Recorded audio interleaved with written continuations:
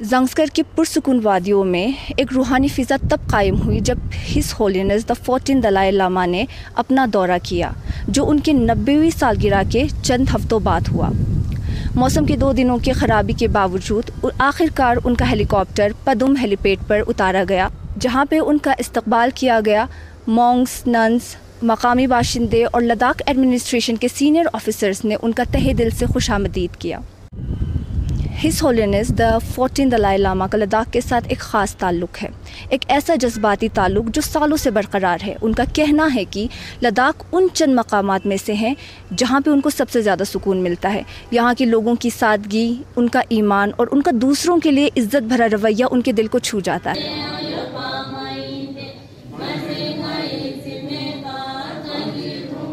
पदुम से his holiness सीधा Karsha monastery पहुंचे, जहां उन्होंने नए बनाए गए करशा फोतंग, एक मुक़द्दस और तारीख़ी पैलेस स्ट्रक्चर का उद्घाटन किया।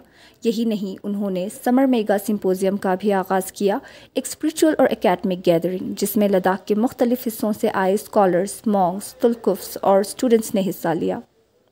अपनी तालीमात में उन्होंने कंपैशन, अहिंसा और इंटरडिपेंडेंस पर जोर दिया। उन्होंने ये भी कहा कि चाहे सियासी दबाव हो या cultural challenges, Tibetan tradition exile में भी ज़िंदा है, क्योंकि लोगों ने अपनी पहचान और इल्म को ज़िंदा रखा।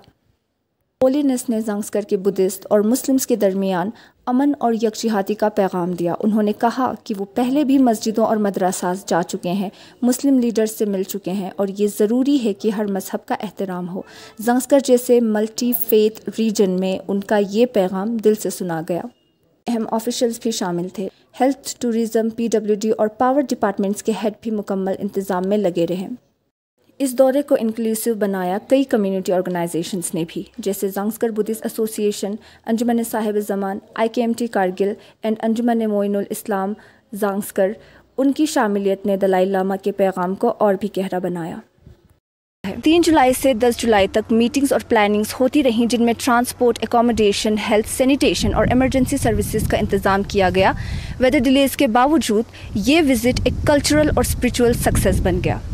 दलाई लामा की ये हाज़िरी सिर्फ एक फॉर्मल विज़िट नहीं थी, बल्कि एक एहसास था, एक जज्बा था।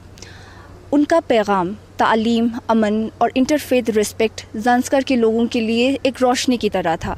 90 साल की उम्र में भी उनकी सोच जवान है और उनका मिशन इंसानियत और इंसानियत को जोड़ना है। कैमरामैन ज़हीर के साथ ज़रका जाफरी, और पल पल की खबर के लिए देखते रहिए गुलिस्तान न्यूज़।